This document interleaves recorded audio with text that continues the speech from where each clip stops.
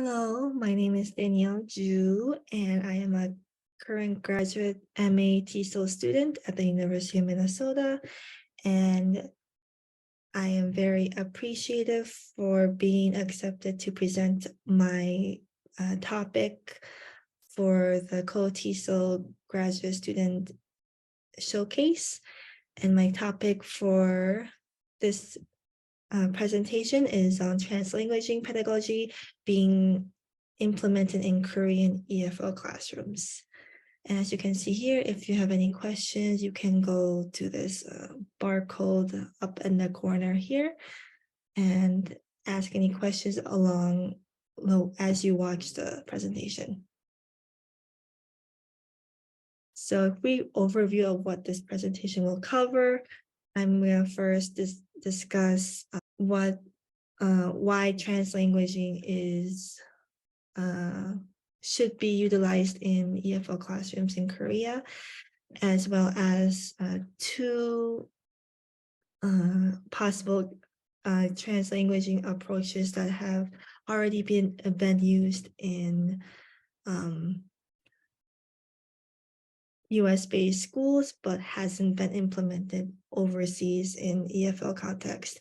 So the first one being Project Translate, the next one, Asynchronous process, which is actually based off of Translate.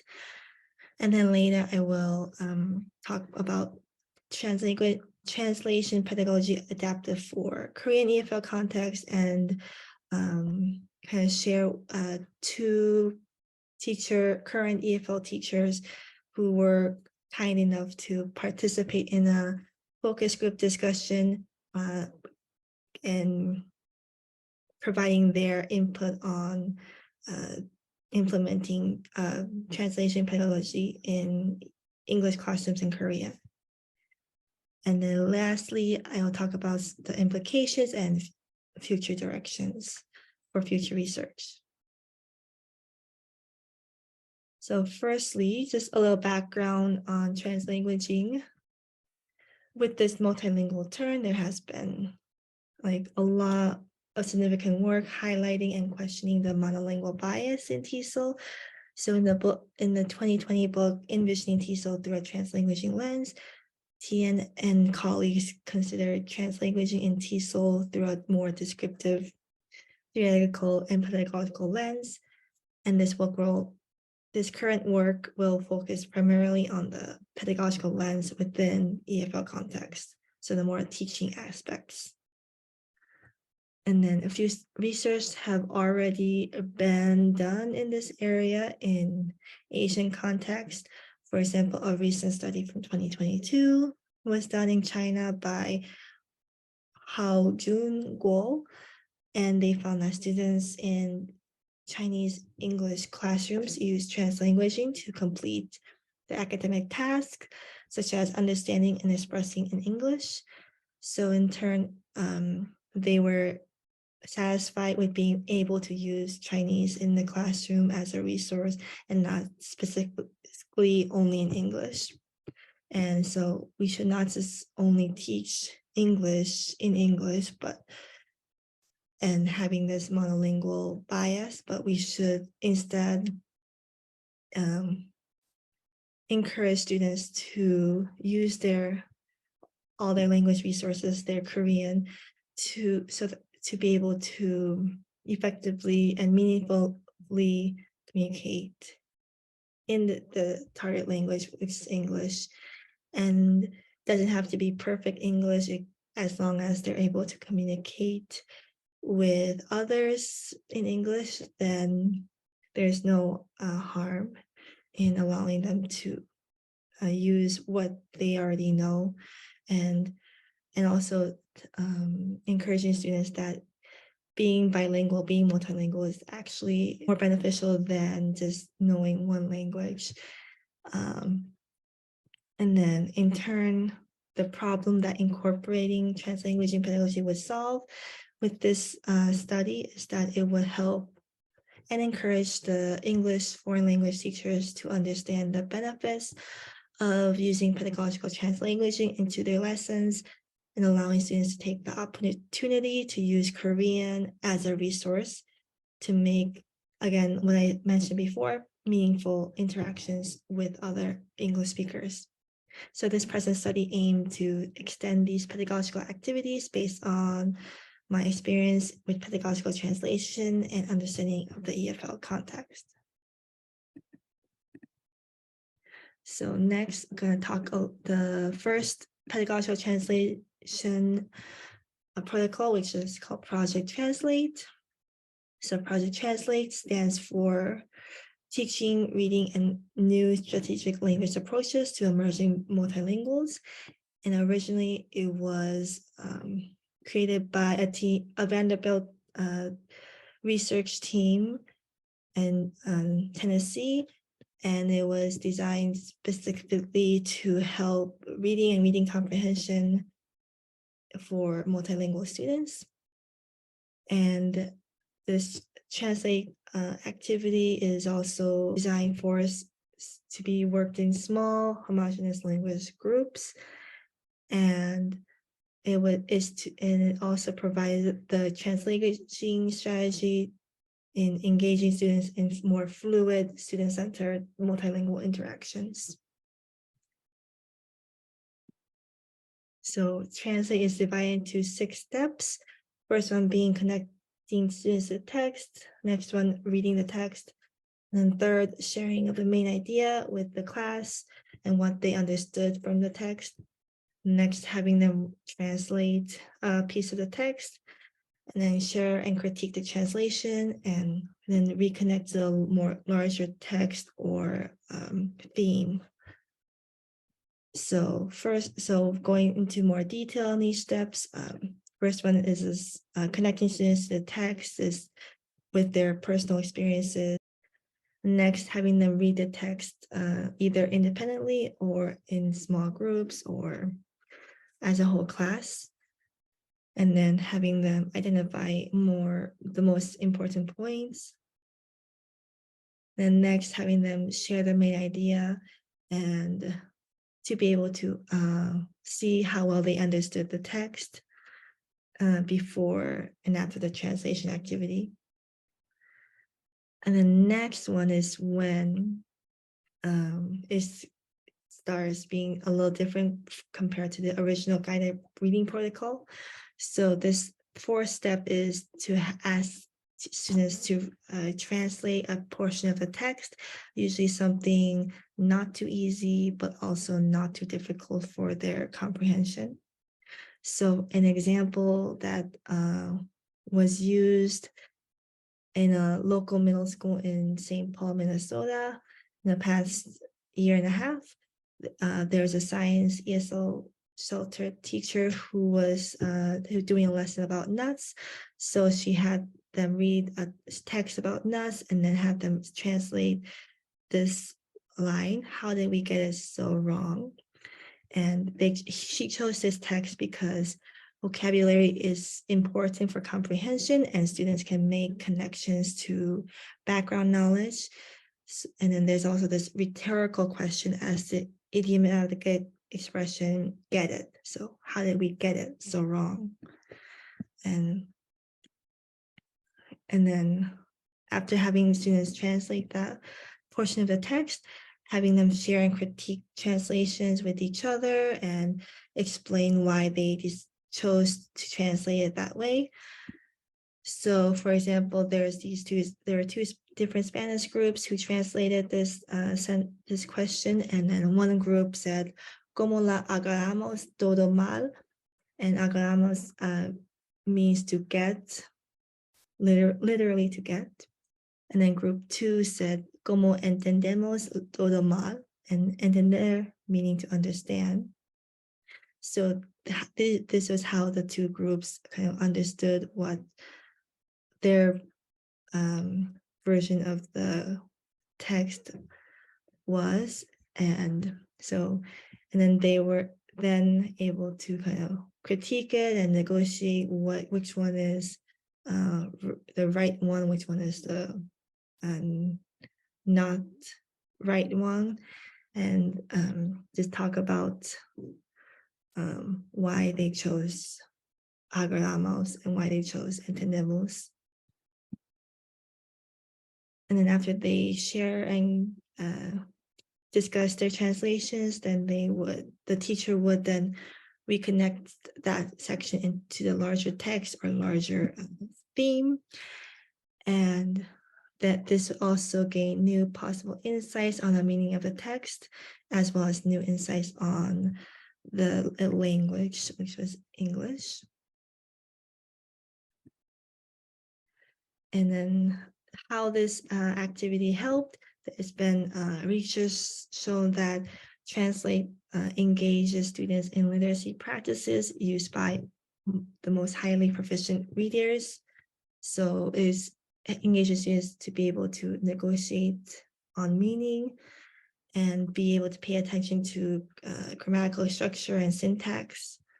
And I'll be able to do more close reading, and as well as use their metalinguistic knowledge.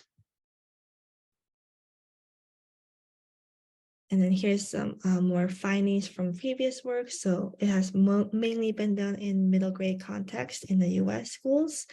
And so they found that there has been evidence of improved reading comprehension for multilingual students.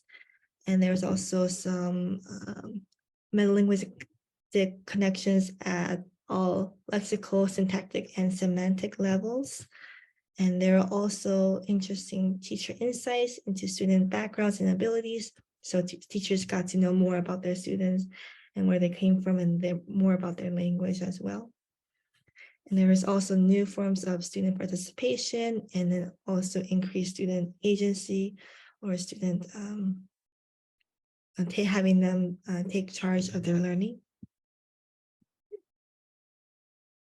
And there's some challenges that occurred or that a lot of teachers pointed out. Like this can be a time consuming activity, and it may need more than one class period to complete. And there also comes with extra prep and planning work for the teachers in incorporating this translation activity into the lesson. And then more in university EFL context, the question of what about the solo students or those students who don't share the same home language as the others. So for example, if there are a class of Korean students and maybe just one Chinese student, one Japanese student, then the question is like, what do we do about these students who doesn't have anyone to negotiate their translation with?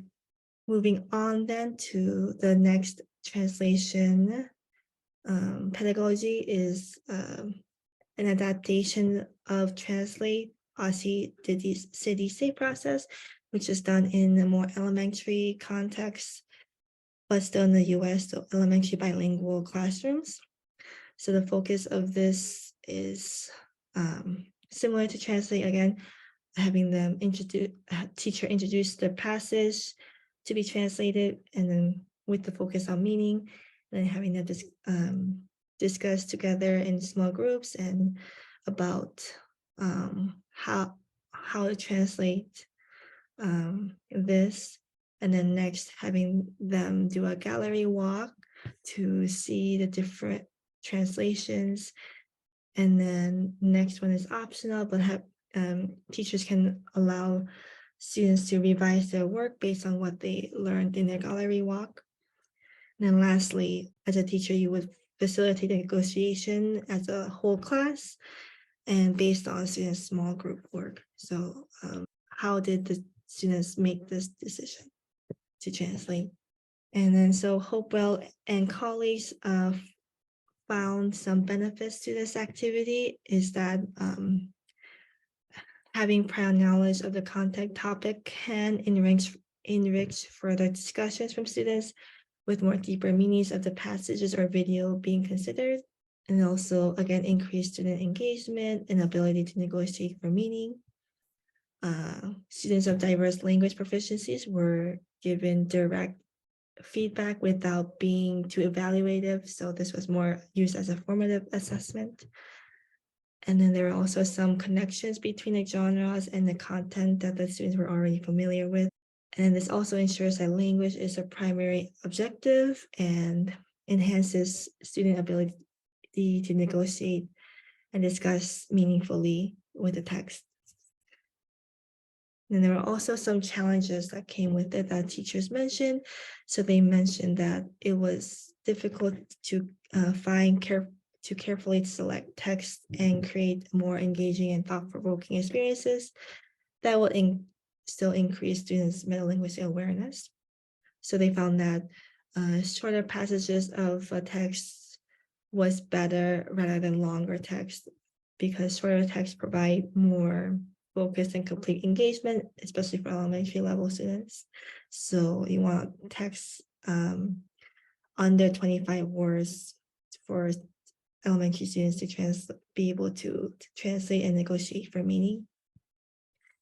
And another challenge was that there was not enough time to complete the entire translation activity in just one class period. So again, like Translate, it is a little time consuming. There's one teacher who said that completed it in 3 days, one half-hour period per day. And then there was also a need to build the translation activity into the teacher's planning time, and that took some time as well.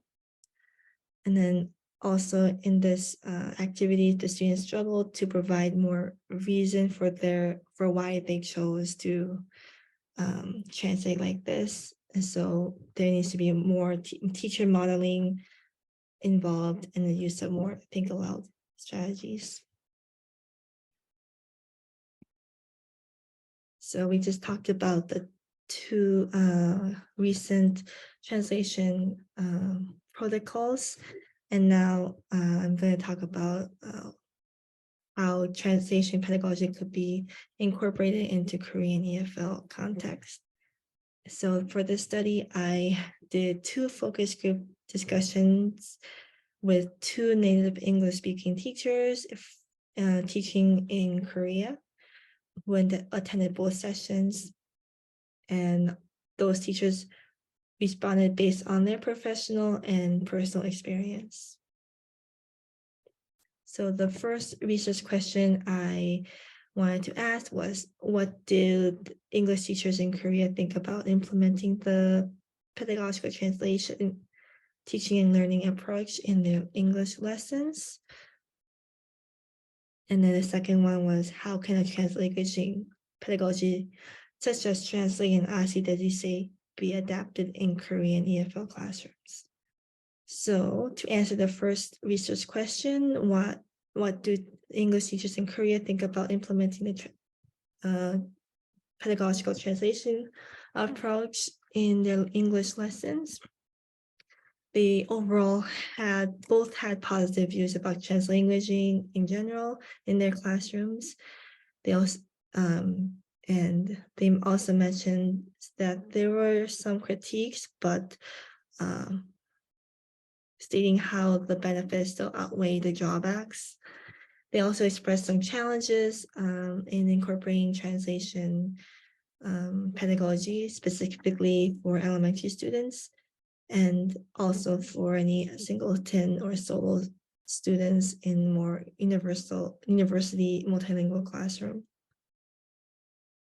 And just here's some teacher perspective. It does, like one said, it gets the students thinking, and if they can do it in the classroom, then when they're in the real world, having to translate shouldn't be as daunting. And then being able to make sense of this word or phrase, and also looking at translation not as a way to survive a speaking activity, but as a way to help develop students' comprehension. Another one here says just some challenges of incorporating a translation activity such as Translate. It can be hard for elementary students in Korea to do this because as you know that English starts being taught in grade 3, and they're just starting out and being introduced to English, most of them, who don't go to private schools like Hogwarts. So yeah, it's just it can be difficult to get them to understand and think more outside the box, especially if they have limited comprehension in the language. Yeah, and then another one is speaking about challenges about having a solo language student, a Japanese student, the only Japanese student in the class full of Koreans. And so that this teacher mentioned some challenge to do some sort of translanguaging activity in a more intentional way, because there's that solo student. And then to answer the second research question, how can this translation pedagogy be adapted in Korean EFL classrooms?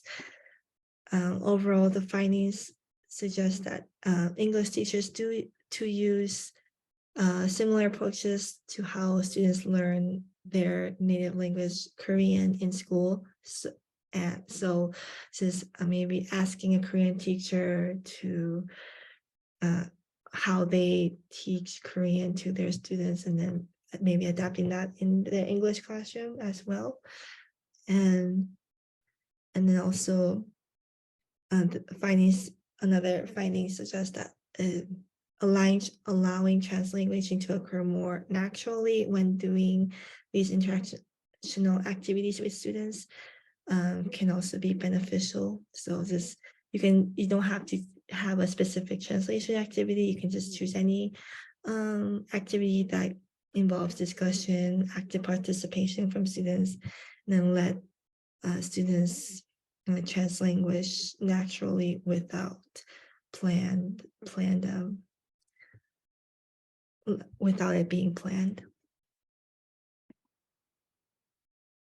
So these are some examples of what the teachers in this study discussed. So first one says, one thing I would like to know is how they do it for the kids, so how they teach a native language. So maybe I can help translate that to teaching them English, which goes back to this being able to teach English in a way in how Korean is taught in or by Korean teachers, and then copying that in English classrooms. And another one says having more of an organic exchange, incorporating translating more organically, and that which also builds into a more structured way overall in the end. So next, I'm going to talk about then implications of the study, as well as the limitations and future directions. So overall, translanguaging pedagogies and translation in the teaching and learning of English can be beneficial, but still be challenging, especially for like elementary, lower proficiency level students. So like Project Translate may not be appropriate for elementary learners, but more appropriate for middle and high school students. And then another implication is incorporating pedagogical translation in ESL, EFL classrooms increases student participation and also motivation to learn the language. And then also another one is to start out with a familiar topic, a topic that's familiar to the students in their native language, so that it's not completely new and they won't blank out when being asked to translate what this means in their native language. So the limitations of the study include a small sample size with only 2 EFL teachers, and then both of them being native English teachers. So there was no perspectives from native Korean English teachers.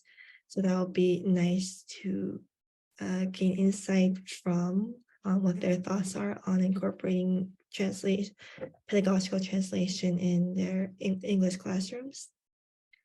And then other possible limitations is potential social desirability bias. So maybe there's a bias of just only hearing what, or only having the teachers is discuss what or respond in a way that I want to hear. So, and then leaving off anything else that may not have been desirable for the study. So futures directions is having EFL teachers in Korea to try pedagogical translation activities such as translate or Asynchronous into their English classrooms, and then also providing their perspectives after trying it out. What did they like? What could have been done better, etc.